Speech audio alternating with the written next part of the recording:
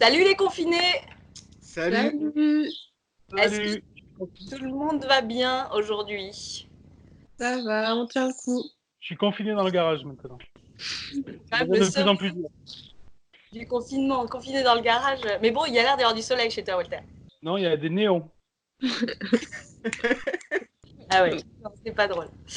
Bon, ok. Eh ben, écoutez, on y va. Moi, je me proposais de me lancer une question et puis après, je vous laisse dire un petit peu ce qui vous passe par la tête. Mais je me disais, quelque chose qui émerge là dans le débat que je perçois, à travers essentiellement les réseaux sociaux, quelques médias, c'est cette question de union sacrée versus polémique.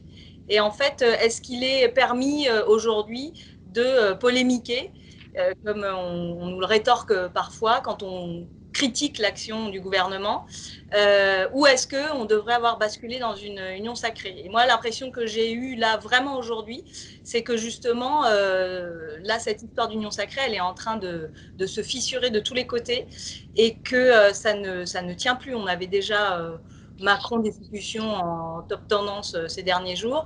Et là, j'ai vraiment la sensation que c'est en train de... Ça ne fonctionne pas, quoi. Ça ne fonctionne plus. Ouais. Alors, moi, je dirais que il faut polémiquer parce que c'est grâce à la polémique que l'union sacrée tiendra. Parce que l'union sacrée, c'est pas celle du gouvernement et des partis politiques. L'union sacrée, c'est celle d'un peuple qui est aujourd'hui soudé pour lutter contre une épidémie et contre une crise à laquelle il n'a jamais eu à faire face et qui donc doit se réinventer et doit réinventer ses méthodes de solidarité vis-à-vis de cette crise. On voit tous les soirs à 20 heures et jusqu'à dans mon petit village de 700 habitants au fin fond de la Bourgogne, des gens se mettre aux fenêtres pour applaudir les soignants. On a vu un site internet en première ligne.fr se mettre en place pour aller aider les gens qui sont en première ligne.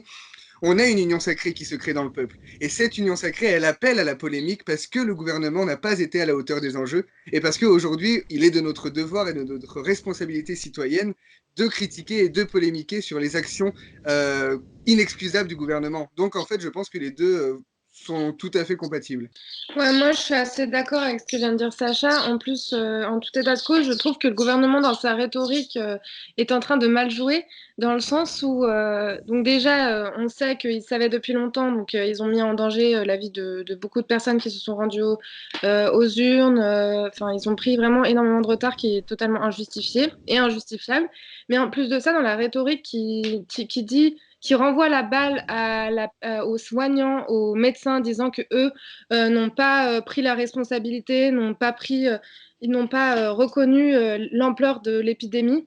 En renvoyant la balle envers ce type de personnes qui sont nécessaires et qui sont, centrales maintenant dans le temps qui est, je pense qu'ils vont juste mettre en opposition deux types de populations qu'il ne faut pas mettre maintenant en opposition et qui vont se prendre un méchant coup de bâton en retour. Ouais, vous avez vu qu'il y a un collectif de soignants là qui a décidé de porter plainte contre Buzyn, je crois, Édouard Philippe peut-être, Philippe. Madame Buzyn, Édouard Philippe, pour la gestion de la crise. Donc c'est que ça devient vraiment sérieux là. Et c'est vrai. Hier on disait justement dans notre émission, enfin dans notre petite entrevue là, on disait il faut instruire le dossier contre le gouvernement pour la suite. Mais en fait y a vraiment une impatience qui est frappante là en ce moment. Par rapport au sujet de la polémique, enfin, pour moi, c'est pas une polémique. On a face à nous une situation qui est gérée de manière soit incompétente, soit malveillante. Bon, moi, bien sûr, je passe malveillant, puisque réellement, les choix qui sont faits démontrent clairement qu'ils cherchent plutôt à nous nuire qu'autre chose. Ce matin, j'ai pris un peu le temps de regarder le débat qu'il y avait sur LCP pendant la commission. Et ce qu'on voit de la part des marcheurs, c'est un prisme d'analyse qui reste uniquement le monde de l'entreprise et préserver les entreprises. Alors, dans l'absolu, je ne sais pas que je sois contre l'entreprise, mais comme j'ai pu le dire hier, c'est toujours l'humain qui est au détriment du système économique, quoi. Donc c'est pas une polémique, c'est limite un instinct de survie qu'on a. Quand on dénonce leur comportement, leurs décisions, et leur malveillance, c'est pas polémique. C'est qu'on se défend, on est attaqué. Donc la guerre, elle n'est pas réellement contre le virus, elle est contre ce système néolibéral qu'incarne la République en marche et qu'il incarne maintenant de manière très visible depuis 3 ans, quoi.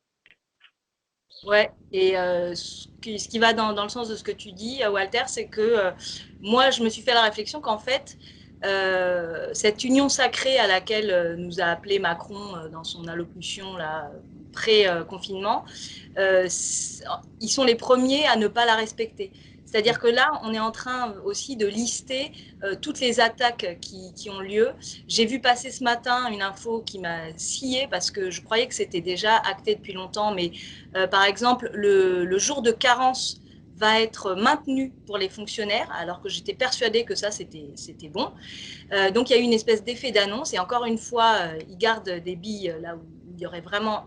Il y a une évidence absolue, quoi. Le jour de carence, quand on met en place un jour de carence, ça dit aux gens, allez bosser, même si vous êtes malade. Alors, on a beaucoup entendu ça ces dernières années dans le discours néolibéral de ah bah les flemmards, il faut aller travailler, surtout les fonctionnaires qui sont forcément des feignants. Mais là, en ce moment, c'est vraiment absolument scandaleux et criminel de dire aux gens, même si vous êtes malade, vous avez des symptômes, allez travailler et contaminer tout le monde. C'est vraiment complètement contradictoire avec ce qu'on essaie de mettre en place dans le confinement. Donc, je me disais, bah, en fait, eux-mêmes s'attaquent effectivement à nous, à certaines catégories de la population, et ils ne respectent pas l'union sacrée à laquelle ils prétendent nous appeler. Et en plus de ça, il n'y a aucune mesure qui est prise pour protéger tous les autres personnels que les personnels soignants, si tant est qu'ils soient vraiment protégés, mais tout ce qui est caissier, tout ce qui est ceux qui gèrent les centres de tri, etc., il n'y a aucune mesure qui sont prises par les entreprises, aucune mesure de protection qui ne sont prises non plus par le gouvernement, ce qui met en danger toutes les personnes qui vont rentrer en contact avec ces travailleurs-là, travailleurs et travailleuses, et qui met en même temps ces personnes-là en première de corvée, comme tu disais il y a quelques jours, Manon. De corvée, j'aurais dit, parce que on n'entend pas bien après. On peut voir aussi qu'ils ont quand même une certaine duplicité, voire un mensonge assumé. Dans les débuts des annonces, on nous annonçait que le chômage serait à 100%, il passe à 84%. On voit que le licenciement devait être interdit et en fait, c'est pas le cas.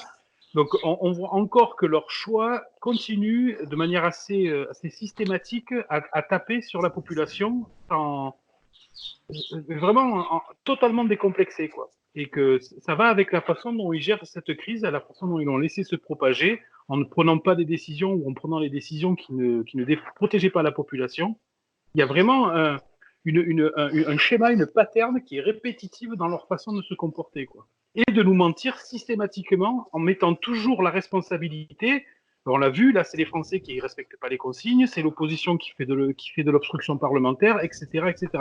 C'est toujours, c'est pas moi, c'est eux, et par contre, ils n'ont absolument aucun scrupule à pouvoir nous pourrir la vie constamment, quoi.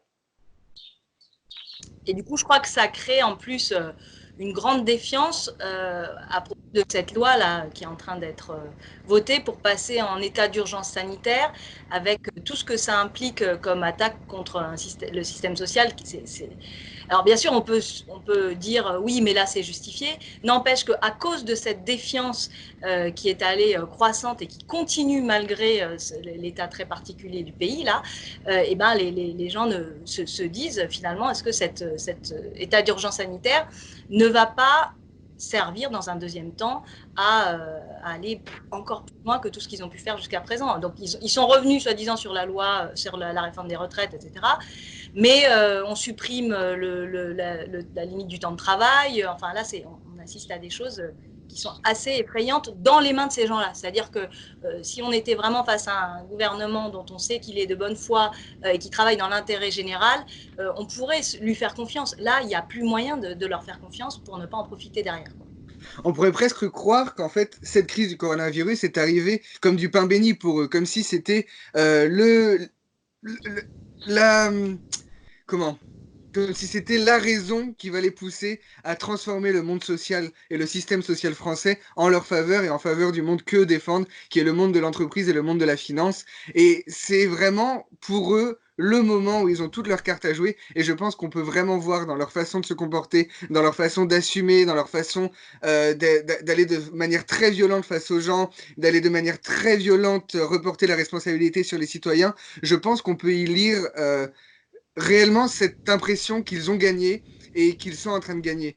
Et eux, c'est l'impression qu'ils ont, et c'est à nous de leur renvoyer la balle, et c'est à nous d'entretenir cette polémique pour qu'ils comprennent qu'ils seront toujours perdants face au peuple en colère. Mais au-delà de ça, je pense pas que le peuple justement se laissera faire parce que faut quand même qu'on se rappelle du calendrier pré-corona. On venait de se prendre le 49.3 dans la tête, la réforme des retraites, etc., qui avait déjà suscité une énorme polémique, une énorme opposition au sein de la population. Et je pense pas que déjà les gens aient oublié ça. Et en plus de ça, donc on a pris la réforme des retraites. Maintenant, on voit la gestion catastrophique du gouvernement. Je pense pas que les gens vont se laisser faire à la sortie en disant on leur laisse faire ce qu'ils veulent parce qu'on veut reprendre nos vies comme ça. On vient bien se rendre compte que on nous a pris pour des cons pendant toute la crise, on nous a pris pour des cons pendant la réforme des retraites, pendant la réforme du chômage, etc.